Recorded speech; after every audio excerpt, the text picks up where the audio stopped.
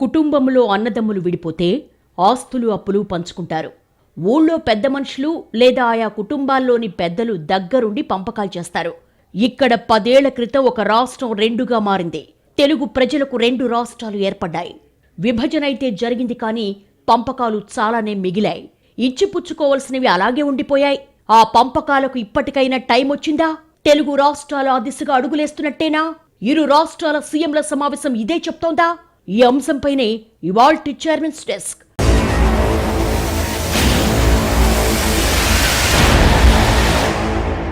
2014 June 2 తెలుగువారికి 2 రాష్ట్రాలయ్యాయి. తెలంగాణ కొత్త రాష్ట్రంగా ఏర్పడింది.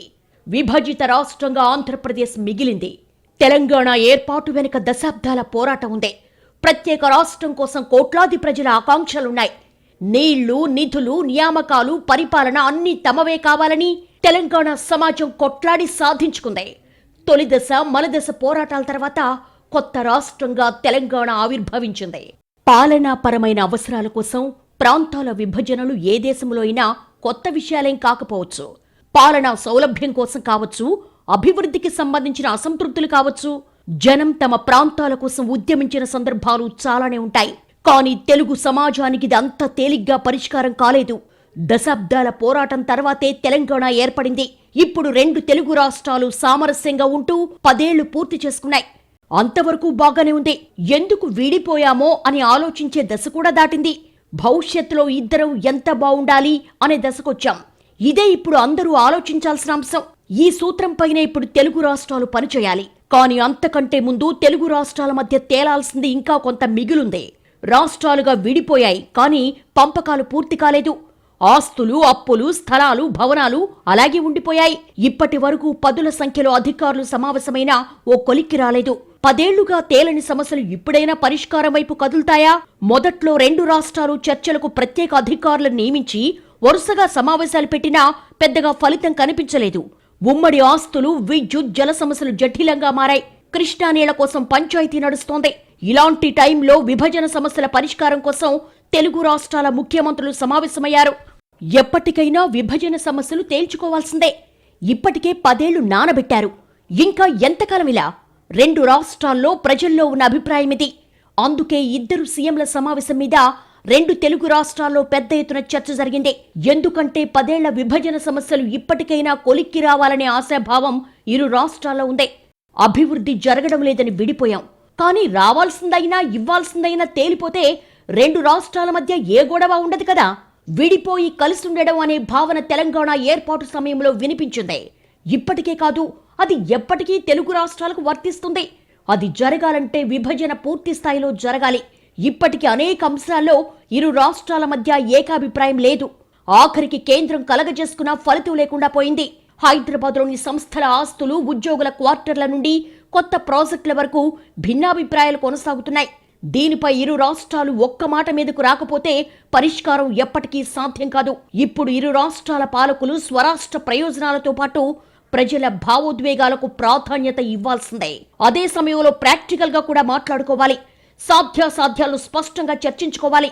దీర్ఘకాల ప్రయోజనాలు దృష్టిలో ఉంచుకొని కొన్ని సమస్యలను త్వరగా పరిష్కరించుకునే అవకాశం ఉంటుంది. తక్షణం పరిష్కరించుకునే సమస్యలు కొన్ని ఖచ్చితంగా ఉంటాయి. వాటికి పెద్దగా కసరత్తు అవసరం లేకపోవచ్చు. అలాంటివి ముందుగా తేల్చేసుకోవాలి. ఆ తర్వాత దీర్ఘకాల పరిష్కారాల వైపు అడుగులేయాలి. నిజానికి కొత్తగా ఏర్పడిన రాష్ట్రాల మధ్య సమస్యలు అత్యంత సహజం.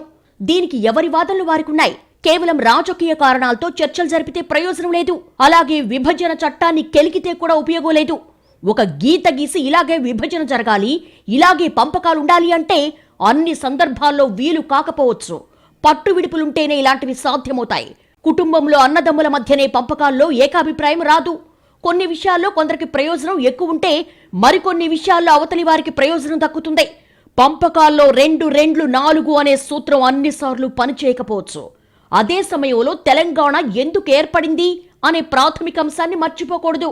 ఒక ప్రాంతానికి అభివృద్ధిలో అన్యాయం జరుగుతుందన్న ఆలోచన నుండే, వివక్ష కొనసాగుతుందనే భావం నుండే ప్రత్యేక రాష్ట్ర ఆకాంక్ష పెరిగి పెద్దదైంది. ఇప్పుడు పంపకాల్లో ఈ అంశం విస్మరించేది కాదు. తెలంగాణకు దక్కాల్సింది ఖచ్చితంగా దక్కాల్సిందే. అదే సమయంలో ఏపీకి రావాల్సిందే. విడిపోవడం ఆ రోజు అనివార్యం. కానీ ఎప్పటికైనా తెలుగువారిగా కలిసి అన్ని చేసుకోవాలి.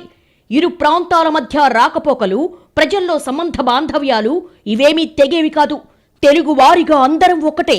పాలన కోసం మనకు 2 రాష్ట్రాలున్నాయి. వాటి మధ్య వనరులు, అవకాశాల విభజన స్పష్టంగా ఉంటుంది. కేవలం పాలనలో విభజన జరిగిందే. భౌగోళికంగా కొన్ని హద్దులొచ్చాయి అంతే తప్ప మనుషులుగా అందరం కలిసి ఉండాల్సిన వాళ్ళమే. ఇప్పుడు ఏ ప్రాంత ప్రయోజనాన్ని ఆ ప్రాంతం కాపాడుకోవాల్సిందే. దానిపై దృష్టి పెట్టి చర్చలు చెయ్యాలి. రాజకీయాల కంటే ప్రాంత ప్రయోజనాలు, భవిష్యత్ అవసరాలపై దృష్టి ఉండాలి. దేశంలో మిగతా రాష్ట్రాలకు మనకు తేడా ఉంది. ఒక్క హిందీ భాష మాట్లాడే రాష్ట్రాలు తప్ప కేరళ, తమిళనాడు, కర్ణాటక, బెంగాల్, ఒడిషా ఇలా భాషా ప్రయుక్త రాష్ట్రాలన్నీ ఒక్క రాష్ట్రంగానే ఉన్నాయి. మనకు మాత్రమే 2 రాష్ట్రాలున్నాయి. ఒక రకంగా తెలుగువారు మరింత అభివృద్ధి చెందడానికి ఇదో అవకాశం కూడా. అయితే 10 ఏళ్ల క్రితమే విడిపోయాం కనుక సమస్యలుండడం సహజం. కానీ ఎప్పటికీ కలిసి ఉండాల్సిన వాళ్ళం. సమస్యలను సామరస్యంగా పంచుకోవాల్సిందే. ఇలాంటి సమస్యలు అంత తేలిగ్గా ఒక్కరోజులో పరిష్కారం కావు. వాటిని ఒక్కొక్కటిగా సాల్వ్ చేసుకోవాలి. చిత్తశుద్ధితో ప్రయత్నిస్తే కొన్నాళ్లకు అన్ని చక్కదిద్దుకుంటాయి, పరిష్కారమవుతాయి. విభజన అనగానే మొదట వచ్చే ప్రశ్నలు కొన్నుంటాయి. ఎవరికి ఏం దక్కుతాయి, ఎవరు ఎంతివ్వాలి? వీటికి సమాధానం వస్తే పంపకాలు సవ్యంగా పూర్తయినట్టే. అంటే ఆస్తులు, అప్పులు, కృష్ణా గోదావరి జలాలు, స్థలాలు, నగదు ఇలా అన్ని అంశాల్ని 2 రాష్ట్రాలు ఓ లెక్క ప్రకారం పంచుకోవాల్సిందే. అయితే హైదరాబాద్ 10 ఏళ్ల క్రితం వరకు ఉమ్మడి రాజధాని కావడంతో అనేక సంస్థలు ఇక్కడే కేంద్రీకృతమయ్యాయి. వాటి ఆస్తులు తెలంగాణలో వివిధ జిల్లాల్లో ఉన్నాయి. దీంతో విభజన సమయంలో ఈ సంస్థలకు సంబంధించి పీటముడి పడుతోంది. ఈ అంశాలపై ఆంధ్రప్రదేశ్, తెలంగాణ ముఖ్యమంత్రులు గంటన్నర పాటు చర్చించారు. ఈ సమావేశంలో తెలంగాణ డిప్యూటీ సీఎం భట్టి విక్రమార్కతో పాటు కొందరు మంత్రులు, ఇటు ఏపీ నుంచి సీఎంతో పాటు మంత్రులున్నారు. ఈ సమావేశంలో అనేక అంశాలపై సుదీర్ఘంగా చర్చించామని తెలంగాణ ఉప ముఖ్యమంత్రి భట్టి విక్రమార్క సమావేశం తర్వాత తెలిపారు. 2 రాష్ట్రాల మధ్య సమస్యల పరిష్కారం కోసం ఉన్నత స్థాయి అధికారులతో ఓ కమిటీని ఏర్పాటు చేస్తున్నట్టు చెప్పారు. ఈ కమిటీ పరిష్కరించలేని సమస్యలపై మంత్రులతో మరో కమిటీ ఏర్పాటు చేస్తామన్నారు. అంటే ఇప్పటికైతే 2 రాష్ట్రాల మధ్య సమస్యల పరిష్కారానికి కమిటీల ఏర్పాటు వరకు వచ్చింది. నిజానికి గత 10 ఏళ్లలో కూడా 2 రాష్ట్ర ప్రభుత్వాల మధ్య ఇలాంటి కొన్ని ప్రయత్నాలు జరిగాయి. 2014 ఎన్నికల తర్వాత రాజ్ భవన్లో అప్పటి ముఖ్యమంత్రులు చంద్రబాబు, కేసీఆర్ సమావేశమయ్యారు. కానీ పెద్దగా సమస్యలు పరిష్కారం కాలేదు. 2019లో జూన్, ఆగస్టు, సెప్టెంబర్, 2020 జనవరిలలో నాటి సీఎంలు వైఎస్ జగన్మోహన్ రెడ్డి, కేసీఆర్ కలిశారు. అంటే గతంలో కేసీఆర్, చంద్రబాబు, కేసీఆర్, వైఎస్ జగన్ సమావేశమైనా పూర్తిగా పరిష్కారం కాలేదు. ఇప్పుడు చంద్రబాబు, రేవంత్ సమావేశమయ్యారు. అసలు 2 రాష్ట్రాల మధ్య తేల్చుకోవాల్సిన అంశాలేంటి? ఇంకా పంపకాలు కావలసినవి ఏమున్నాయి? ఇందులో మొదటిది సంస్థల విభజన. ఉమ్మడి రాష్ట్రంలో ఉన్న వివిధ సంస్థల విభజన పూర్తి కాలేదు. విభజన చట్టంలోని 9వ షెడ్యూల్లో 91, 10వ షెడ్యూల్లో 142 సంస్థలున్నాయి. చట్టంలో పొందుపరచని సంస్థలు కూడా కొన్నున్నాయి. చట్టంలో పొందుపరిచిన వాటిల్లో 53 సంస్థలను ఎలా విభజించాలి, వాటికి సంబంధించిన ఆస్తులు, అప్పులు ఎలా పంచుకోవాలి అనేది ఇంకా తేలలేదు. దీనిపై కేంద్రం షీలాబిడే కమిటీని వేసింది. కానీ సమస్య మాత్రం కొలికి రాలేదు. ఒక సంస్థను విభజించడం అంటే దాని స్థిర చరాస్తులు, అప్పులు, నగదు నిల్వలు అన్నీ పంచుకోవాలి. ఈ సంస్థలకు సంబంధించి తెలంగాణలో ఉన్న స్థిరాస్తులు, ఆంధ్రాలో ఉన్న స్థిరాస్తులు, నగదు నిల్వలు, అప్పులు ఎలా విభజించాలి అన్న విషయంలో ఒక్కో సంస్థకు సంబంధించి ఒక్కో సమస్య ఉంది. అయితే ఏపీ, తెలంగాణ మధ్య 58:42 నిష్పత్తిలో పంపిణీ జరుగుతుంది.